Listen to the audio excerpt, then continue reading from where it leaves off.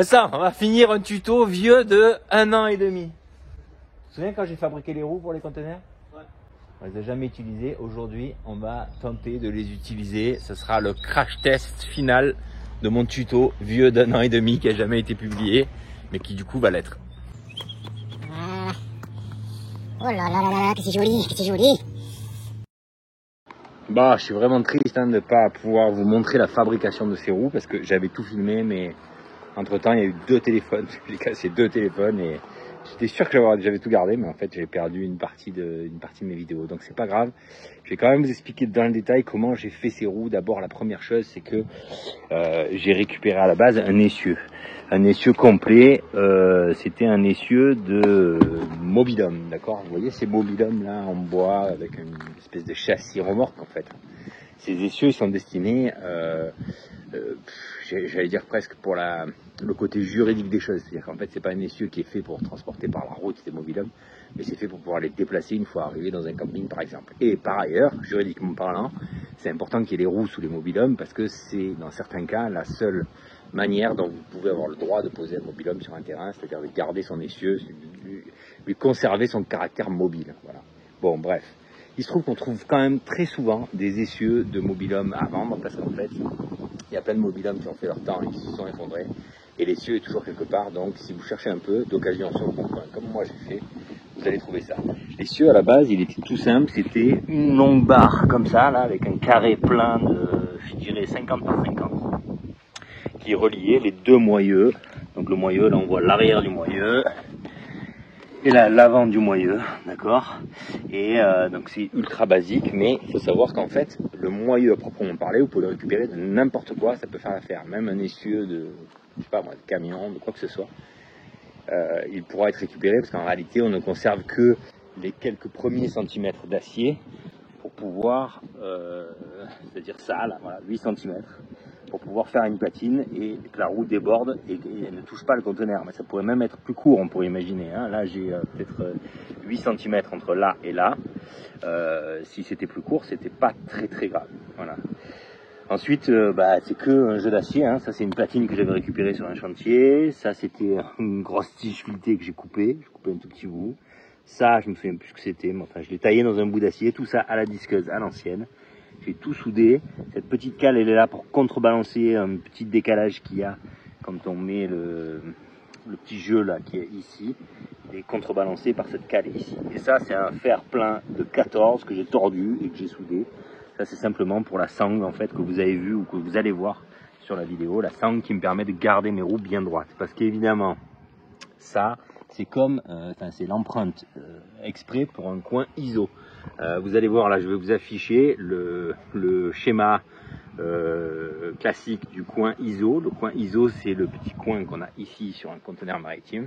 Et ça, c'est absolument standard puisque ce coin-là, il fait l'objet de fixations régulières, que ce soit sur les camions quand ils font du transport terrestre, que ce soit sur les bateaux quand ils arriment les conteneurs. Enfin voilà. Ça, c'est des coins ISO, c'est standard. Donc en fait, il suffit juste de vous en référer au petit schéma que je vous ai montré là, et vous fabriquez ça pour ça.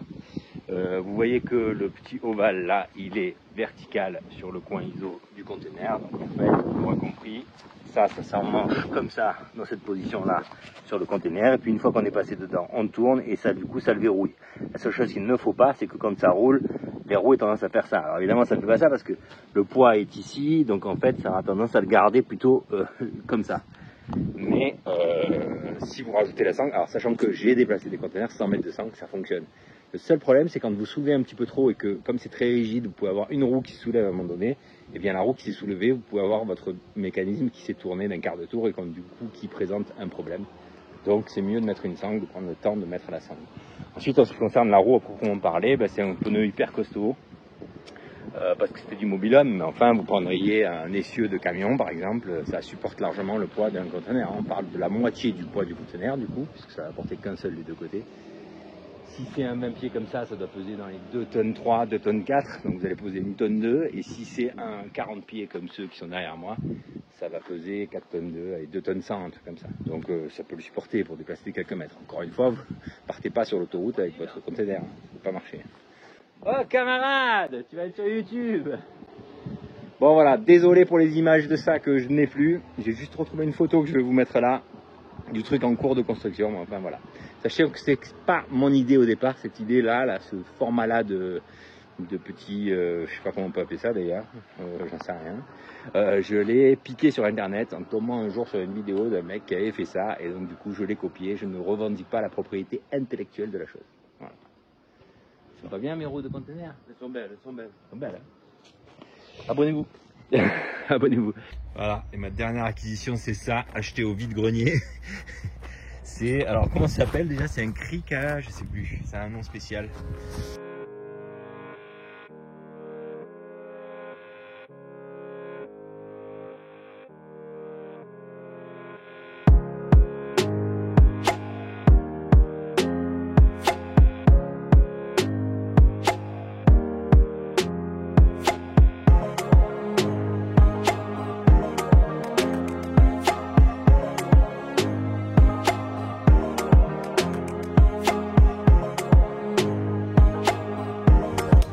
Magnifique, ça a sauvé les deux côtés d'un coup.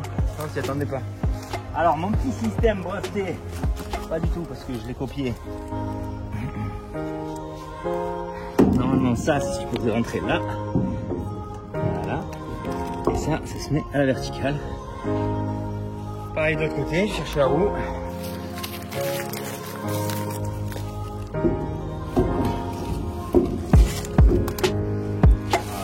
on peut les bloquer.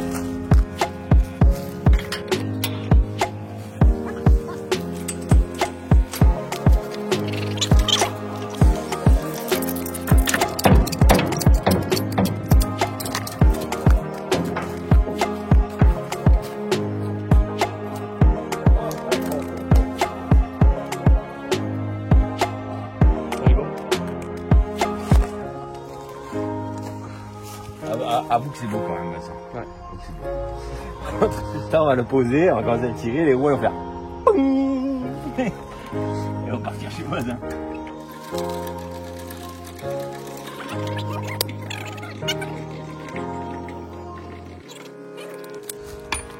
On n'est pas haut quand même. Et maintenant, bah, on le pousse. On n'est pas haut, et l'autre truc c'est que ce pneu il est gonflé mais pas trop gonflé non plus quoi.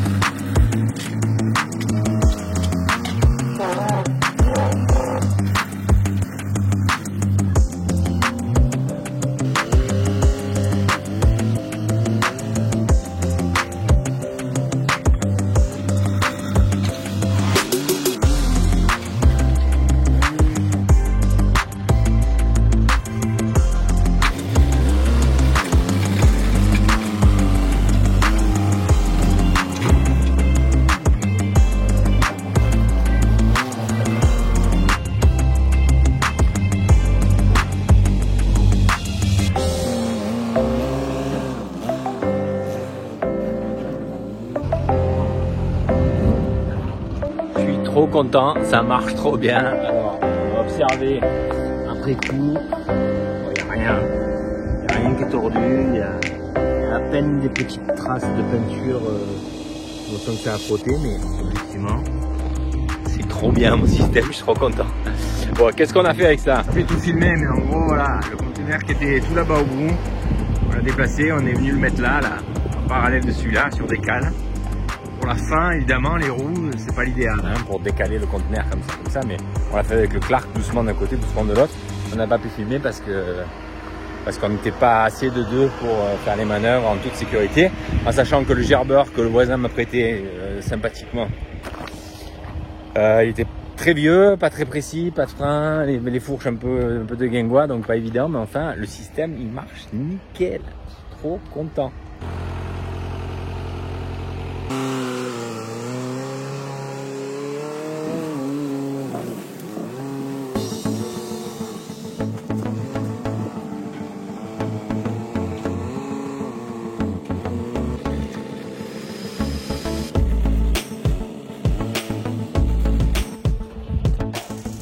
Là, c'est le crash test de l'extrême. Là, c'est le crash test de l'extrême. 40 pieds, donc 12 mètres de long, mais surtout avec cube. Donc, il n'y a pas plus lourd.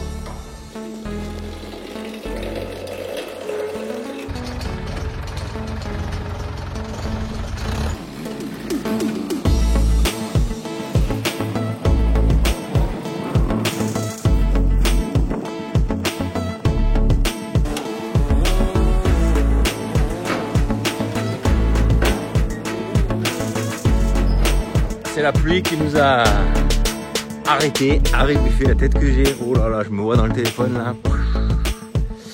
Donc la pluie nous a arrêté, mais mon système il est bon. Ah non, il est pas bon, il est très bon. Très bon. Exceptionnel, il a dit ça. Allez, à bientôt mes petits canards. Merci d'avoir regardé la vidéo jusqu'au bout. Abonnez-vous pour d'autres tutos. Envoyez-nous des likes, des commentaires. Ça nous permet de progresser dans le référencement YouTube. Je vous remercie beaucoup et je vous dis à très bientôt. Bye bye.